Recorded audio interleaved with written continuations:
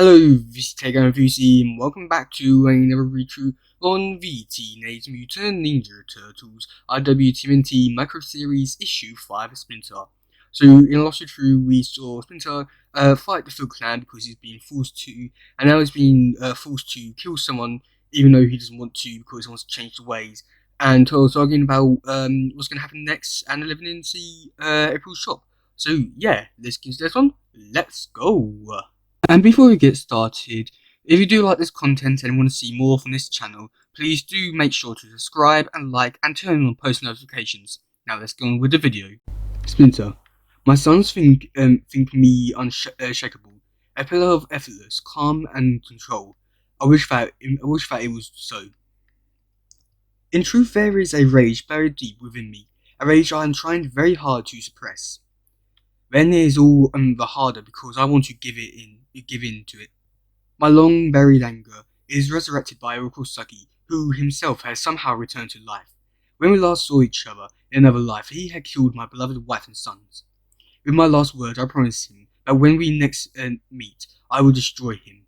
But despite my anger, I know I cannot simply give in to violent impulse. Things have changed. I have changed. Though I possess the spirit and memories of Hamato Yoshi, I have never taken a life, and with these hands, I have taught my sons to use violence only as a last resort, to avoid killing at all costs. I do not want to forget we have given our second chance at a life with murder. Yet still, I feel the anger within calling out for Saki's blood. A small voice whispers, It is not simply vengeance, so Saki must not be allowed to spread his evil in this time. He must be stopped, and even if others must be sacrificed to reach him.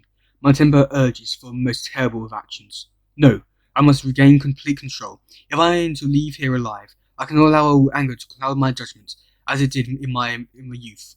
My youth. Suddenly memories wash over me, memories of my younger days, and the anger I cannot control. Hamato Yoshi! What? Oh, Master Mushu, come with me, now. But Master, I was just, sons, please. This is not the first time I've caught you fighting with other students. I know, Master, I'm sorry, but now is not the time for you to talk, Hamato Yoshi. Now is the time for you to listen. Fire is a useful tool. When controlled, it brings us to life. We can cook our food, shape our weapons, warm ourselves during the harshest of winters. But there must be control. There must always be control. There is a great fire within you, Hamato Yoshi. Once set free, fire does not care what it destroys. If you cannot learn to master it, then this fire is as likely to destroy you as it is to serve. I want you to meditate, to seek some balance deep within.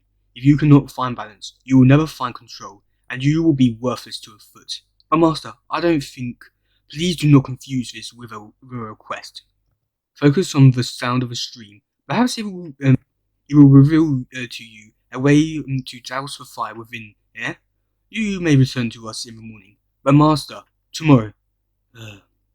At first, I want to lash out at the Master Mushu for the indignity of being sent off alone.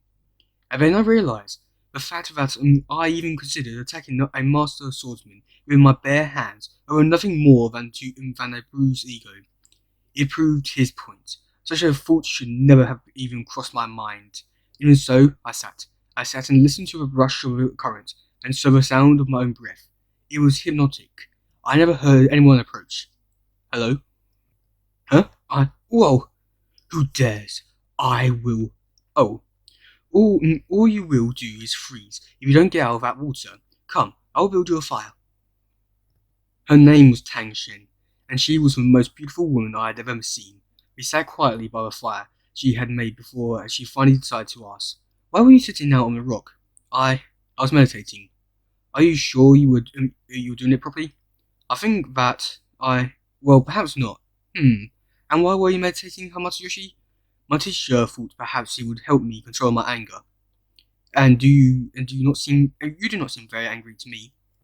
As we talked, the spark of rage I had always carried within me began to dim. The conversation with Tang Shen had itself become a kind of meditation, and I was, for the first time in my life, at peace. We began to see each other more often and more often in the months that followed. Each time the mere sight of tension would banish my anger lurking within me, replacing it with a calm that lasts for days, at first, and then for much longer. With calm came more focus, with focus more skill.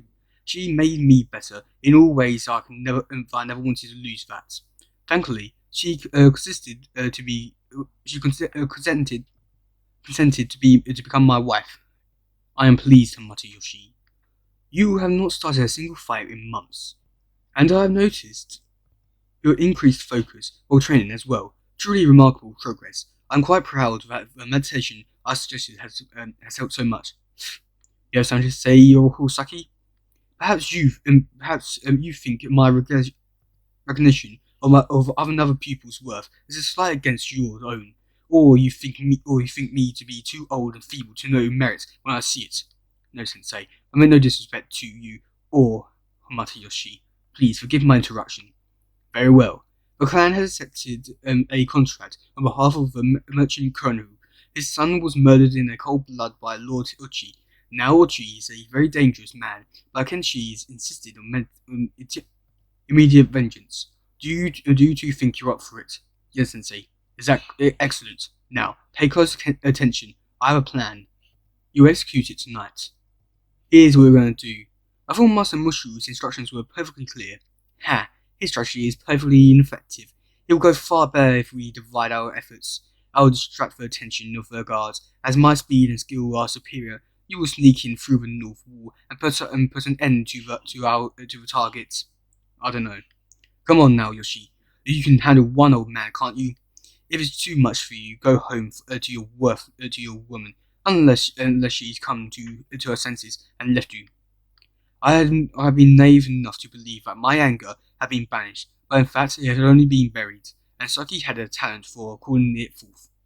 With my mind in a fog, I ignored all my training and leapt blindly into a room, neglecting to make certain my target was alone.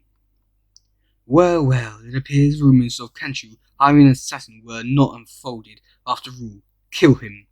I carelessly thrown away the element of surprise. I should have retreated, or thrown a smoke pellet, or to show confusion. I should have done anything. Other than face two armed men in battle. It was a poor choice, and not one made by a clear mind. Luckily, my opponents made mistakes as well. I'm impressed. I didn't expect Kaku to hire anyone even remotely competent. Lord Ochu was a very bitter master swordsman. There would have been no dishonor in falling to his blade under normal circumstances. But I would not allow myself to die until I saw Tangshin once more. That desire gave me the focus needed to triumph. Barely. Is that you, husband? I've been waiting for... Oh, and now there is peace. My love, it is good to see you one last time, Tangshin, as I fear I cannot recover from these wounds. You're not going to die, beloved. I forbid it. You forbid? Yes, and just so. Any man strong enough to return home with such injuries certainly has the strength to live through them. Who else will teach the children I carry such stubbornness? I'm going to be a father? Tangshin gave birth to 4 sons over the next few years, and each one softened my heart a little more. Peace and calm were mine at last, until Rokosaki rose to become joined with the Foot Clan. The fire within me stirred, and again I acted impulsively. You shame yourself and defile the Foot Clan. I will not be party to this disgrace. My anger over Saki's decision had been righteous, but still, I should have known better than to openly defy the head of the clan. And Tang Shen paid the price for my actions. Shen's last words and wish was that I forsake vengeance and flee to safety with our children. It was the right thing to do, but despite my promise to respect her wishes, the desire for vengeance buried hot in my chest and darkness my mood. Father, why do I have to eat berries for dinner? I hate berries. Mother would never make us eat berries for dinner. Why can't we have something better? Because there is nothing else, you foolish child. There isn't. Once unleashed, fire does not care what it destroys. Mushu's words returned to me in a moment of pure clarity and understanding. Oh, my son, I'm sorry. I'm so sorry. Your mother is gone, and I miss her.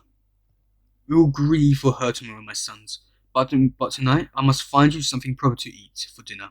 But father, you do not know how to cook. Perhaps not. But I have time to learn. Over time, I come to realize that I was not entirely correct. Though Tang Shen had been killed, she was never gone. So much of her spirit lives on through our sons. Her intelligence and curiosity. Come on. Her passions. You're going for the room, Susan, and that's what her colour is. It's just a movie, bro. Lighten up. So, I am rooting for someone to get killed. I'm sorry never taking you to a hockey game, dude. A concern for others. Please, let me help you, father. May I get you some tea? And the pure joy she took in all things. You guys, I just found out about fried green beans. Life is so awesome. Saki does not know that my sons live again. But does that matter? He's searching for mutants. If he finds them, he will either bend them to his will or destroy them. And though either of these things to happen would be an insult to my memory of Tang Shen, it would be more than my heart could bear. My choice is made. Not out of anger at Orokusaki, but out of love for my family. Even if it wears a mask. No, even if it masks my souls. The Shredder must die.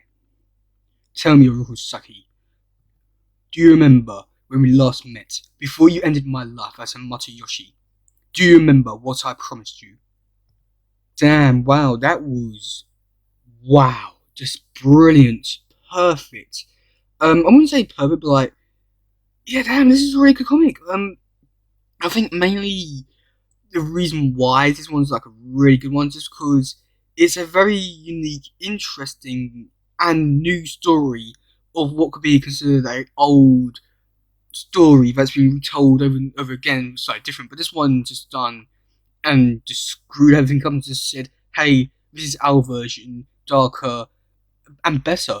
I mean, I've ever gone into much more like history and emotional depth of Matsuyoshi than this version. None of them have ever gone into that.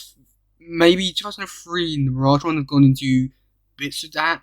2012 a little bit because of the episode, but this one has fully gone into it and like gave reasons for stuff and all that. Even though I might not see this in future issues, I think this one really does sell a lot of good things. So, yeah, that's gonna be it for today, guys. If you do something, please share, like, subscribe, and all that stuff. Goodbye, yo, bye.